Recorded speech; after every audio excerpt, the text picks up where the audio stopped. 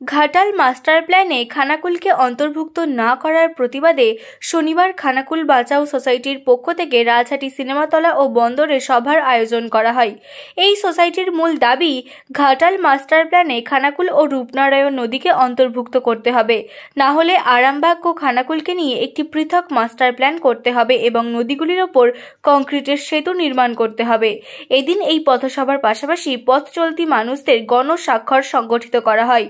উল্লেখ্য, খানাকুলের বিস্তীর্ণ এলাকা নদ নদীতে ঘেরা, সেই কারণে প্রতি বছরই বন্যা দেখা দেয়। তাই অবশ্যই এই মাস্টার প্ল্যানের প্রয়োজন। ভাই বন্ধুগণ, এগিয়ে চলুন, একসাথে চলুন, সবাই একসাথে চলি, অরাজনৈতিক ভাবে চলি। আমরা চাই যে খানাকুলকেও এই ঘাটাল মাস্টার প্ল্যান এর মধ্যে অন্তর্ভুক্ত করতে হবে, কারণ যেটুকু সূত্রে মারফত আমরা জানতে পেরেছি, রূপনারায়ণ নদী আমাদের মা, তাকেও এই ঘাটাল মাস্টার প্ল্যানে অন্তর্ভুক্ত করা হয়নি। তাই আমরা চাই রূপনারায়ণ নদীকে অন্তর্ভুক্ত করতে হবে, খানাকুলকে অন্তর্ভুক্ত করতে হবে। যদি তা না হয় তাহলে আমাদের আরামবাগ তথা খানাকুলের সমগ্র খানাকুলকে নিয়ে একটি পৃথক মাস্টার প্ল্যান আমাদের জন্য করতে হবে। এই আওয়াজ আপনাদের তুলতে হবে, সাধারণ মানুষকে তুলতে হবে। যদি আমরা তুলতে না পারি তাহলে আমাদের ভবিষ্যৎ প্রজন্ম এই জলের তলাতেই রয়ে যাবে, উপরে উঠতে আর পারবো না। আমরা সেই চিরকাল খবর কাগজের শিরোনামে উঠবে খানাকুল জলের তলায়। অনেকে ছোটবেলায় আমাকে বলতো, কি হলো, বলছে খানাকুল নাকি ওটা রাজ্য বা দেশের মানচিত্রই নেই, যেখানে খানাকুল নেই কোথাও।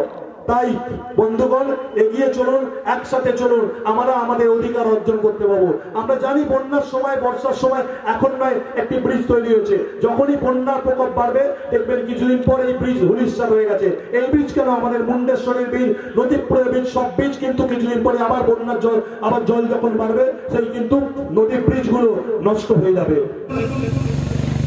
এ ধরনের আন্দোলন বিরাট কিন্তু কঠিন জায়গা, অনেক ধৈর্য ধরে আবেগকে অনেকদিন ধরে আবেগকে কিন্তু ধরে রাখতে হবে আমাদের মধ্যে, তবেই কিন্তু আন্দোলন থেকে ফসল পাওয়া যায়। জাগাবার জন্য আপনাদের শুভ বুদ্ধির কাছে সবাই, আজকে আমরা প্রথম সূত্রপাত করেছি, আমরা সেখান থেকে পথসভা করে এলাম, তারপরে এগুলো যারা উপস্থিত আছেন সবার উদ্দেশ্যেই বলছি, আপনারা যাবেন, সময় এসেছে, দেরি হয়ে গেছে। আসলে খানাকুলের মানুষের অনেক সমস্যার মধ্যে সবচেয়ে বড় যেটা সমস্যা সেটা হলো খানাকুল এলাকা বন্যাপ্রবণ এলাকা। বিধ্বংসী বন্যা আমরা 2024 সালে 2021 সালে বারংবার আমরা দেখেছি, বিধ্বংসী বন্যায় আমাদের খানাকুলের মানুষ বিপর্যস্ত হয়ে গেছে। খানাকুলের মানুষের ক্রন্দন ধ্বনি চারিদিকে আকাশে বাতাসে ধ্বনিত হয়েছে। এই খানাকুলের মানুষের এই বিপদের হাত থেকে বাঁচার অত্যন্ত প্রয়োজন। সাম্প্রতিককালে আমরা ঘোষণায় শুনেছি যে ঘাটাল মাস্টার প্ল্যান বাস্তবায়িত হওয়ার জন্য প্রকল্প তৈরি হয়েছে, কিন্তু সেটা হলে আমাদের খানাকুলের মানুষের বা আরামবাগের মানুষের একটু আশঙ্কার মেঘ বা কালো মেঘ দেখতে পাওয়া গেছে। কারণ সেজন্য আমরা চাইছি যে ঘাটাল মাস্টার প্ল্যান হোক, সেটা ঠিক আছে, কিন্তু তার সঙ্গে আমাদের তার সঙ্গে খানাকুলকে বা আরামবাগকে সংযুক্ত করা হোক, এবং যদি তা না হয় আমাদের আরামবাগ বা খানাকুলের জন্যে পৃথক একটি মাস্টার প্ল্যান তৈরি করা হোক, এটা আমাদের দাবি। এর সঙ্গে যে নদীগুলির উপর যে সংযুক্ত ব্রিজগুলি রয়েছে, সেই সংযুক্ত ব্রিজগুলিকে তৈরি না করলে খানাকুল বন্যা বা বিভিন্ন সময় বা বছরের বেশিরভাগ সময়ই সমগ্র রাজ্য থেকে বা সমগ্র দেশ থেকে বিচ্ছিন্ন দ্বীপের ন্যায় অবস্থান করে। সেজন্য আমরা চাই এই ব্রিজগুলো একেবারে স্থায়ী পাকাপোক্ত কংক্রিটের তৈরি হোক। বন্যায় কি ক্ষতি হয় খানাকুলে? বন্যায় খানাকুলের যে সাধারণ মানুষ, প্রান্তিক মানুষ, তারা খুব সমস্যার মধ্যে থাকে, তাদের গৃহহীন হয়ে পড়ে, তাদের ত্রাণ শিবিরে নিয়ে যেতে হয়, এটা আমরা দেখেছি, এবং বিভিন্ন সংবাদ শিরোনামে তাকে খানাকুল জলের তলায় আমরা দেখেছি, এবং খানাকুল বন্যাতেই বেশি পরিচিত। এই জায়গা থেকে খানাকুলকে বাঁচিয়ে আনতে হবে। না, আসলে আমরা বিগত কয়েকদিন আগে থেকে স্যানহাটে একটি আমরা পথসভা করেছি, রাজহাটিতে পথসভা করেছি, আজ আমাদের পথসভাটা চলছে একেবারে রূপনারায়ণ নদীর তীরে গড়ের ঘাটের পথসভা চলছে। এই পথসভাতে একেবারে সাধারণ মানুষ, যে কোনো বর্ণের, যে কোনো ধর্মের, যে কোনো রাজনীতির সমস্ত ধরনের মানুষ এই পথসভাতে বা এই সভাগুলিতে অংশগ্রহণ করেছে।